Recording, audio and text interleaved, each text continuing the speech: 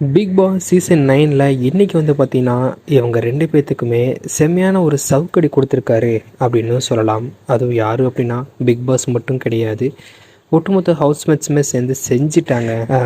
அதாவது இது வரைக்கும் வந்து பார்த்திங்கன்னா ஒரு பெஸ்ட்டு கேப்டன் அப்படின்னு சொல்லி போன சீசனில் வந்து தீபக் அப்படின்னு நம்ம பார்த்துருப்போம். அதே சமயம் நேற்று வந்து பார்த்திங்கன்னா இந்த பார்த்த சீசன்லேயே இதுதான் ஒஸ்ட்டு கேப்டன்சி அப்படின்னு சொல்லிட்டு துஷாருடைய கேப்டன்சி தலை பதவி வந்து பார்த்திங்கன்னா பறிக்கப்பட்டுருச்சு. அதை நம்ம எல்லாருமே பார்த்துருப்போம். அந்த வரிசையில் இன்றைக்கி வந்து பார்த்திங்கன்னா நம்ம மனசில் இருக்கிற பாரமே குறைஞ்சி போச்சு அப்படின்னு சொல்கிற மாதிரி தான் ஒரு சம்பவம் நடந்திருக்கு. அது என்ன அப்படின்னா, இந்த வாரம் நடந்ததை வச்சு யார் ஒஸ்ட்டு பர்ஃபார்மர் அப்படிங்கிறது தான். அது யார் அப்படின்னு நீங்கள் செலக்ட் பண்ணுங்கள் அப்படிங்கிற மாதிரி ஒவ்வொருத்தர்கிட்டையுமே வந்து பிக் பாஸ் வந்து கேட்டுட்ருக்காரு.